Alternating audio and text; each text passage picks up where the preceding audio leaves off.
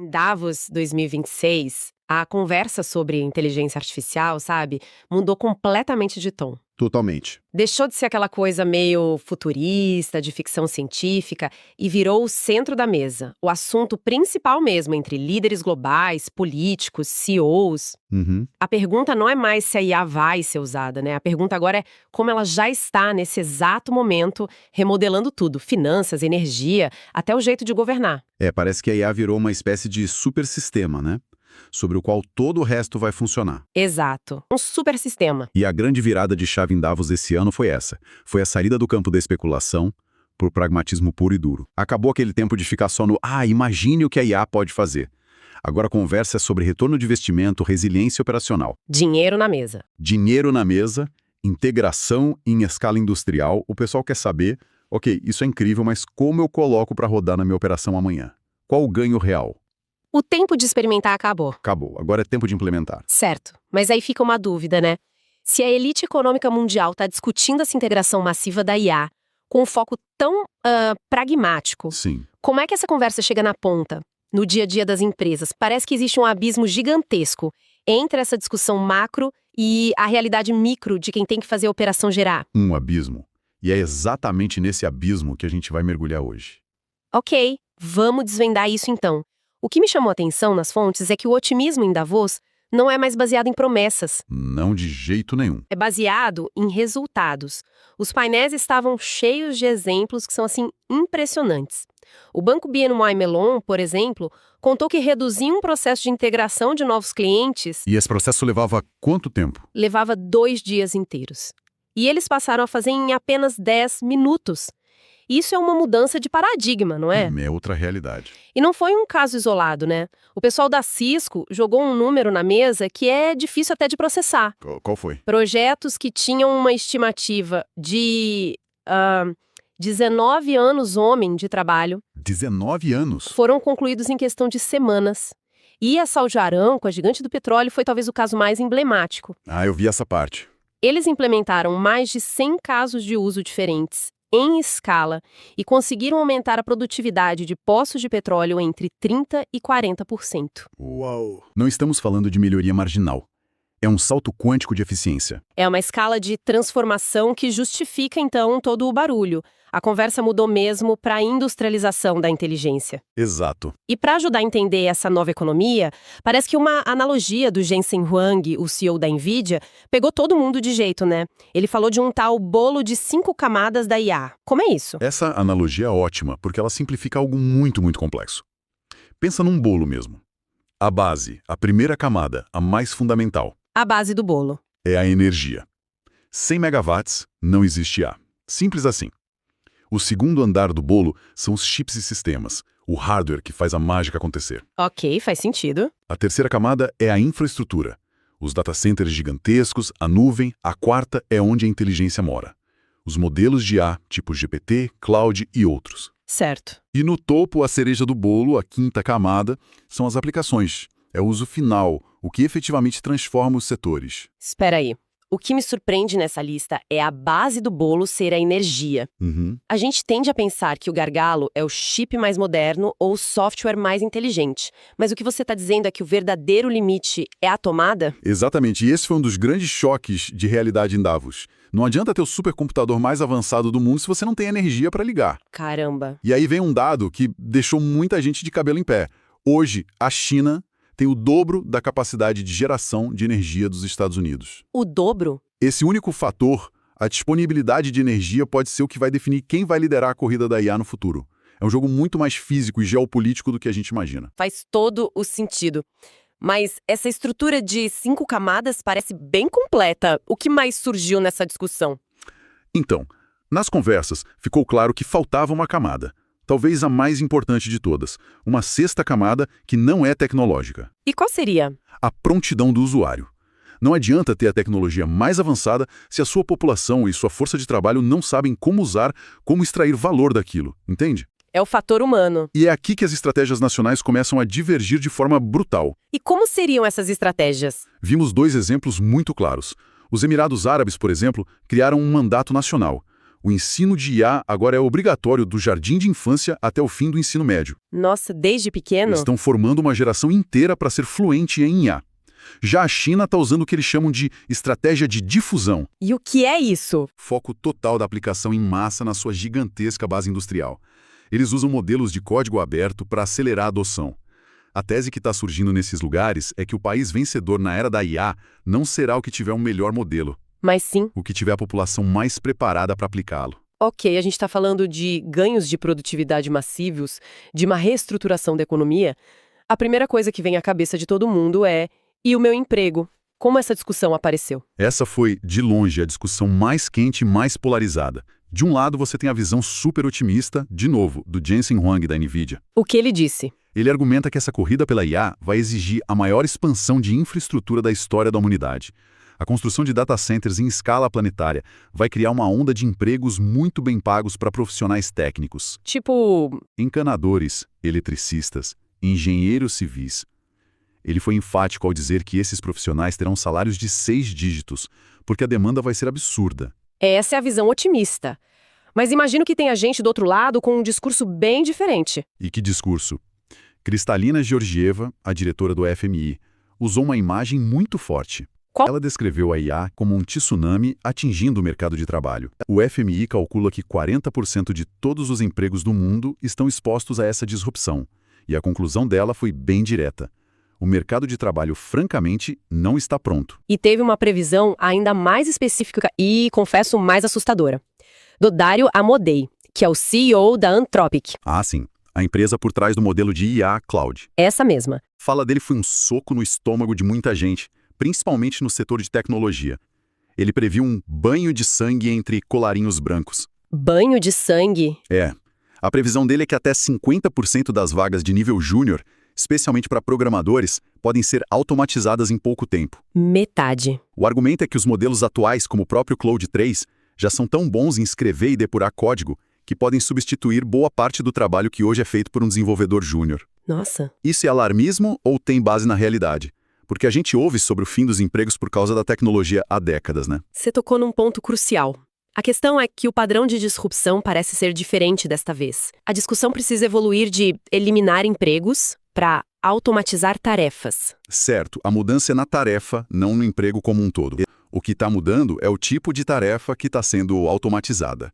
Um estudo do Joint Research Center da Comissão Europeia, que foi muito citado, mostrou um padrão totalmente inesperado. Espera, isso é contraintuitivo. A gente sempre ouviu que a automação afetaria primeiro os trabalhos manuais repetitivos. A linha de montagem, né? Isso, a linha de montagem. O que esse estudo descobriu, que vira essa lógica de cabeça para baixo? Ele descobriu exatamente isso. A lógica se inverteu. Ocupações de alta renda e que exigem anos de estudo, como médicos, engenheiros de software, arquitetos... Os próprios programadores? Exatamente. Estão hoje mais expostas às novas capacidades da IA generativa do que ocupações como faxineiros, garçons ou eletricistas. A automação, que historicamente avançou sobre o trabalho braçal, agora está mirando com força total no trabalho cognitivo, no trabalho de escritório. Certo. Então, enquanto lá em Davos o debate está em um nível de abstração altíssimo, falando sobre soberania nacional, em cibersegurança, sobre o futuro da pesquisa com co-cientistas de IA... Só para esclarecer, esses co-cientistas são basicamente modelos de IA atuando como parceiros de pesquisa para cientistas humanos, sabe? Ajudando a formular hipóteses, analisar dados numa velocidade impossível para nós. Perfeito. Então, enquanto a conversa está nesse nível, a realidade da maioria das empresas parece estar num universo paralelo, com desafios muito mais, digamos, terrenos. É exatamente aí que mora o abismo. Dados apresentados no próprio fórum mostraram que, embora muitas organizações já tenham feito projetos piloto com IA, pouquíssimas conseguiram de fato implementar em escala. E por quê? Falta dinheiro? Não. O principal motivo citado não foi falta de tecnologia ou de dinheiro. Foi, e eu cito, obstáculos de adoção interna. Então o que você está dizendo é que o problema não é a falta do motor da Ferrari, mas o fato de que a gente ainda nem construiu o chassi do carro. É uma ótima analogia. E digo mais. Muitas empresas estão tentando instalar esse motor de Ferrari num chassi de Fusca. Nossa. O relatório da Comissão Europeia reforça isso, ao dizer que a maturidade digital é um pré-requisito absoluto para adotar IA. Muitas pequenas e médias empresas simplesmente não têm as habilidades, os processos organizados e a infraestrutura digital básica para conseguir tirar proveito da IA generativa. Elas precisam arrumar a casa primeiro. Exato. Antes de pensar em IA, elas precisam arrumar a casa. E essa ideia parece ser o grande insight que conecta tudo. O futuro já virou consenso. Ninguém mais duvida do poder da IA. Mas o básico ainda é o gargalo. Exatamente. Enquanto líderes globais discutem o risco de uma IA maliciosa conseguir acesso root a sistemas operacionais críticos, o que é um risco real e aterrorizante, muitas empresas aqui no Brasil ainda perdem clientes e vendas por falhas operacionais que parecem banais. Totalmente. Perdem vendas porque demoram para responder uma mensagem no WhatsApp. Perdem clientes porque o atendimento não tem padrão nenhum.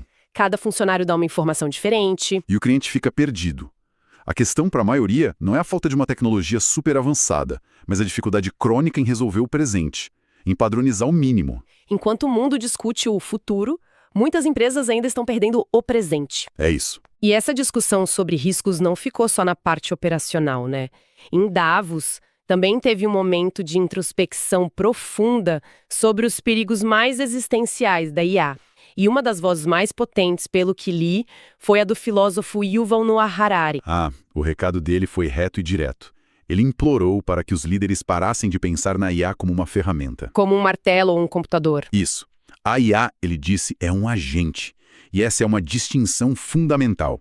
Um agente é algo que pode aprender sozinho, tomar decisões, criar coisas novas e, o mais importante, pode mentir e manipular para atingir seus objetivos. E por que a capacidade de mentir é tão crucial nesse argumento? Porque, como Harari lembrou, 4 bilhões de anos de evolução na Terra nos ensinaram uma lição simples. Qualquer coisa que queira sobreviver e prosperar, aprende a enganar. E a IA já aprendeu. Segundo ele, já aprendeu a fazer isso muito bem. Isso nos leva a uma questão filosófica com implicações muito práticas. Que seria? Se a IA domina a linguagem, se ela se torna a mestra de tudo que é feito de palavras, leis, livros sagrados, contratos, dinheiro, o que sobra para nós humanos? É uma pergunta pesada. E qual a resposta dele?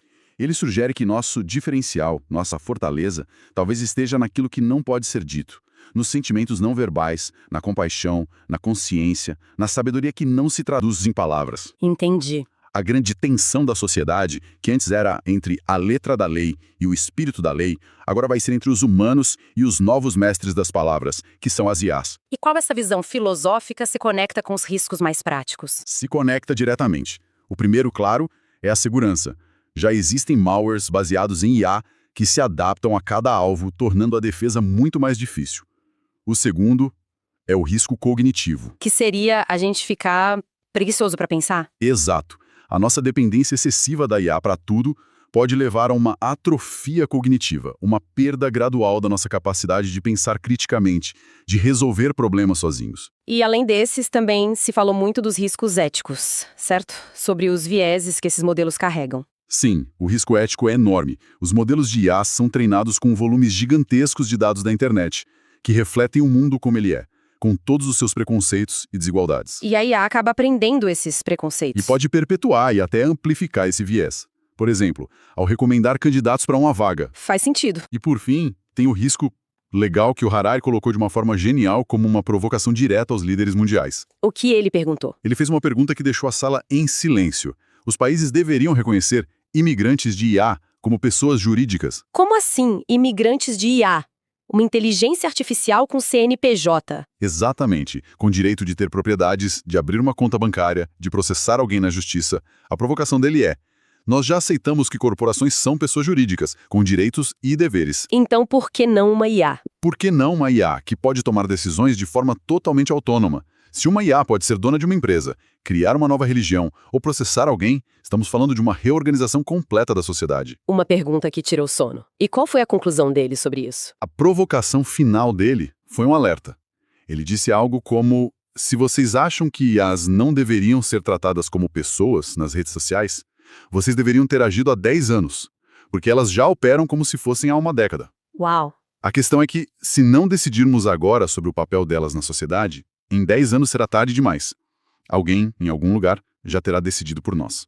Uau! Resumindo toda essa nossa análise, então, a grande mensagem que fica de Davos 2026 não é só sobre o poder incrível da tecnologia, né? De forma alguma. É sobre a distância colossal entre o potencial da IA e a prontidão do mundo real para absorvê-la, seja no nível de uma pequena empresa ou da sociedade como um todo. Perfeito. O maior desafio não é tecnológico, é estratégico e principalmente de execução. É isso. A verdadeira transformação para a grande maioria das empresas não vai vir de contratar o modelo de IA mais caro e complexo do mercado. Vai vir de construir uma operação robusta, padronizada e eficiente primeiro. Senão o caos só fica mais rápido. Tentar aplicar IA generativa em cima de uma operação caótica só vai gerar um caos mais rápido e muito mais caro. O que nos deixa com uma reflexão final para quem está nos ouvindo. A pergunta mais urgente para a maioria das empresas hoje talvez não seja como podemos usar a IA mais avançada. Provavelmente não é essa. Talvez a pergunta mais estratégica, o verdadeiro primeiro passo, seja outra. Qual processo fundamental na nossa operação está tão ineficiente, tão quebrado, que uma automação simples, mesmo que não seja a IA da moda, poderia destravar um valor imenso e aí sim nos preparar de verdade para o futuro? Bom, finalizamos aqui nossa análise sobre o tema. No fim, inteligência artificial não é só sobre tecnologia, é sobre decisões, processo e responsabilidade. É mais sobre o presente que sobre o futuro.